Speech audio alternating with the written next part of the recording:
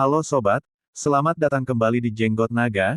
Kali ini Kang Google yang akan membawakan ceritanya dikarenakan Mimin Google-nya sedang repot di dapur. Jangan lupa subrek karena subrek itu gratis hehehe wakakak. Selamat menonton dan terima kasih. Seperti yang telah diprediksi Lin Feng, Nalan Feng menang melawan Wen Jiang hampir tanpa usaha meskipun ia telah mencapai lapisan yang lebih tinggi darinya. Ini karena semangatnya yang kuat. Sejak awal, Nalan Feng hanya menggunakan satu skill, Divine Pang. Tetapi dibandingkan dengan Nalan Chen, keterampilan Nalan Feng jauh lebih kuat. Kekuatannya memiliki kekuatan yang menghancurkan bumi dan setiap serangan sangat berat. Setiap kali Nalan Feng melakukan serangan, itu membuat Wen Jiang mundur beberapa meter. Pada titik tertentu, dia telah sangat gemetar karena menerima serangan yang tidak dapat dia pertahankan dan serangan berikutnya telah melukai dia sehingga dia tidak bisa lagi bertarung. Dia tidak punya pilihan selain menyerah. Nalan Feng sangat kuat. Dia adalah putri Nalan Clan, tidak mengherankan bahwa dia luar biasa, tidak semua orang bisa bersaing dengannya. Banyak orang dipenuhi dengan emosi ketika mereka melihat betapa kuat dan cantiknya Nalan Feng. Mereka merasa bahwa dia tak terkalahkan. Mereka dipenuhi dengan kekaguman dan rasa iri. Bukan saja Nalan Feng sangat cantik tetapi dia juga sangat berbakat. Banyak orang berharap mereka memiliki karunia bawaan yang sama dengan Nalan Feng. Mereka sangat senang melihat bagaimana dia akan berkembang dan kekuatan apa lagi yang akan dia tunjukkan di masa depan. Pertempuran kedua akan segera dimulai. Lin Feng akan bertarung melawan Qi Yulan. Kerumunan tidak bisa lagi menahan kegembiraan mereka dan banyak yang bersorak. Meskipun pertempuran itu mungkin tidak akan sehebat yang baru saja mereka saksikan, itu juga harus cukup intens. Selain itu, mereka tidak tahu seberapa kuat Duo Ming sebenarnya dan bertanya-tanya apakah dia benar-benar bisa mengalahkan Qi Yulan. Lin Feng dan Qi Yulan saling memandang dan Qi Yulan tersenyum di wajahnya. Aku tidak perlu bertarung lagi di turnamen ini, aku menyerah pada pertempuran ini. Kerumunan tercengang ketika mereka mendengar kata, menyerah. Qi Yulan telah berperan dalam organisasi turnamen tahunan, dia telah berkontribusi dalam memilih siapa yang akan bergabung dan sekarang dia harus bertarung dengan Duo Ming, dia sudah menyerah. Mungkinkah Duo Ming dan Qi Yulan telah bertarung sebelumnya dan Qi Yulan tahu bahwa dia tidak bisa mengalahkan Duo Ming? Tanya semua orang yang kebingungan karena kebingungan. Mereka mencoba menebak apa yang sebenarnya terjadi karena mereka benar-benar tidak dapat dengan jelas memahami situasi di depan mata mereka. Baiklah, tidak ada yang bisa dilakukan. Mari kita bergerak ke pertempuran berikutnya, kata pria tua itu dengan acuh tak acuh. Untuk pertempuran terakhir, 3 peserta yang tersisa akan melangkah ke panggung utama. Yang terakhir yang tersisa di atas panggung akan menjadi pemenang. Hah? Lin Feng tertegun. Dia berpikir bahwa orang tua itu akan membuat dia dan Lin Qian bertarung terlebih dahulu dan kemudian akan ada pertempuran terakhir. Dia tidak akan berpikir bahwa mereka semua akan saling bertarung pada saat yang sama dalam pertarungan gratis untuk semua. Tapi seperti sebelumnya, Lin Feng kembali ke panggung utama dan berjalan menuju ke peserta lainnya, Nala Feng dan Lin Qian, yang baru saja naik ke panggung utama juga. View, pertempuran yang menentukan ini. Mari kita coba dan tebak siapa yang akan menang. Seharusnya itu Nalan Feng. Dia sangat kuat dan memiliki roh Golden Divine Arm. Dia hampir tak terkalahkan. Lin Qian dan Duo Ming seharusnya tidak bisa bersaing dengannya. Aku tidak tahu harus berpikir apa. Lin Qian belum menggunakan semua kekuatannya, jadi tidak mungkin untuk menilai. Dia bahkan belum melepaskan semangatnya. Apakah kamu tahu bahkan apa roh yang dimiliki Lin Qian? Aku setuju, dengan roh es dan api universalnya. Dia sangat kuat. Aku benar-benar berpikir bahwa orang yang memiliki potensi terbesar untuk menang adalah Lin Qian. Semua orang memberikan pendapat mereka sendiri tentang siapa yang akan menang atau kalah. Mereka semua berpikir bahwa baik Lin Qian atau Nalan Feng akan menang. Tidak ada yang berpikir Lin Feng memiliki kesempatan untuk menang. Bahkan jika Lin Feng sekarang dianggap sangat kuat, kerumunan masih berpikir bahwa hanya ada 2 orang yang memiliki kesempatan untuk menang dalam 3 peserta yang tersisa. 2 penggarap perempuan yang luar biasa namun arogan dari kota Yangzhou, Nalan Feng dan Lin Qian. Kontras antara mereka dan bocah lelaki bertopeng yang aneh itu terlalu hebat bagi siapapun untuk menganggap penting baginya. 3 peserta di panggung, masing-masing berdiri di salah satu sudut panggung tetapi Nalan Feng menatap Lin Qian sejak awal. Lin Qian juga terus menatap Nalan Feng. Mereka saling memandang seolah-olah mereka sedang bertarung satu lawan satu. Sepertinya mereka telah melupakan Lin Feng. Lin Feng menatap kedua gadis itu dan tersenyum dalam-dalam di hatinya. Mereka berdua ingin membunuhnya tetapi pada saat itu, mereka bahkan tidak tahu identitas aslinya dan benar-benar mengabaikannya. Nah Lan Feng, kamu akan menyesali apa yang kamu buat aku lalui pada malam itu. Dan kamu, Lin Qian, kamu membuat aku dan ayah aku meninggalkan klan. Kamu ingin membunuh aku dan ayah aku, waktu untuk membalas dendam perlahan-lahan mendekat. Pikir Lin Feng. Dalam dunia yang dingin dan kejam itu, Lin Feng terutama menghargai kelembutan dan kasih sayang yang ia terima. Permusuhan juga akan terukir dalam ingatannya. Di dunia ini, seseorang hanya bisa mengandalkan diri sendiri. Setelah beberapa saat, perhatian Lan Feng akhirnya ditarik dari Lin Qian. Dia memiliki senyum arogan di wajahnya. Kamu cukup kuat? Jika mau, kamu dapat bergabung dengan klan aku, klan Nalan. Mengenai semua yang baru saja kamu lakukan, aku bisa melupakan semuanya. Selain itu, aku juga dapat secara pribadi membantu kamu berlatih kultivasi sesekali. Lan Feng memiliki senyum lebar di wajahnya. Dia secara tidak sadar terlihat sangat arogan, dia tidak melakukannya dengan sengaja, tetapi tidak bisa menyembunyikan kesombongan yang telah terukir di dalam jiwanya. Mengenai hal yang telah terjadi beberapa saat yang lalu dan bahwa dia bisa memaafkan, dia jelas berbicara tentang fakta bahwa Lin Feng telah membunuh Lan Chen. Kamu ingin membantuku berlatih kultivasi, gumam Lin Feng. Gadis itu, yang mengira dia adalah yang terbaik di dunia, tidak hanya setengah sombong, dia benar-benar sombong sampai ke serat terakhir dari dirinya, seperti yang diharapkan.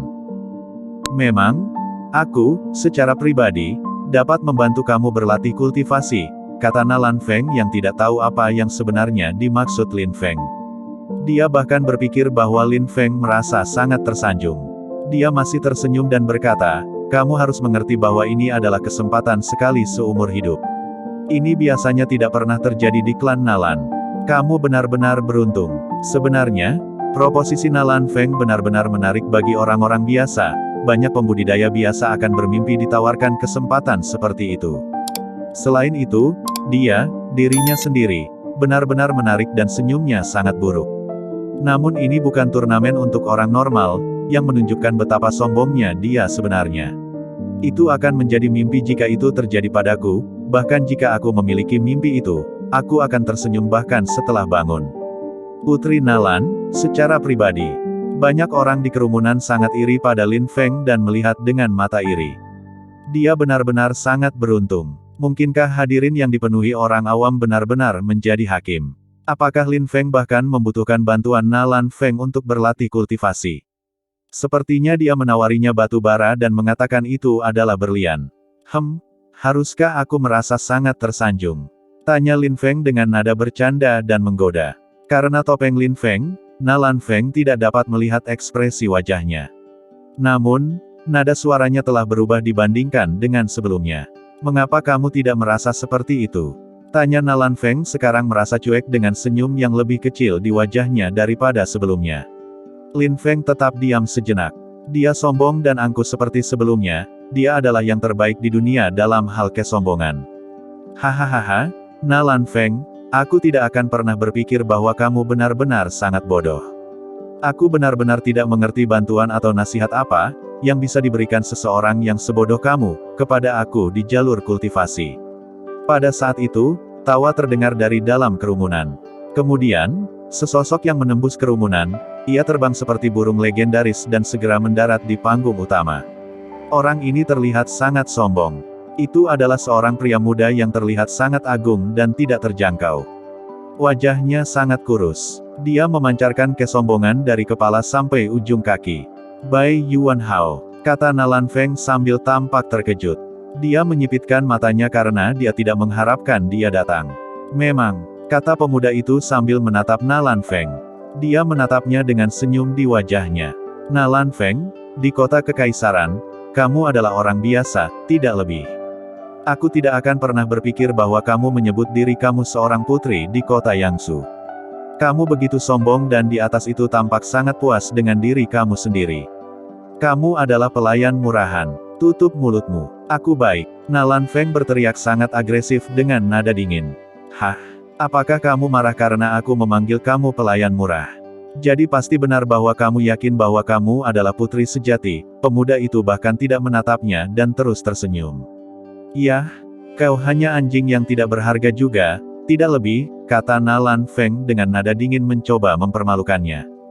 Minta waktunya sebentar, mohon tekan tombol subscribe agar Kang Jenggotnya lebih bersemangat dalam berkarya, karena dengan menekan tombol subrek serasa sedang nongkrong dan ngopi bareng.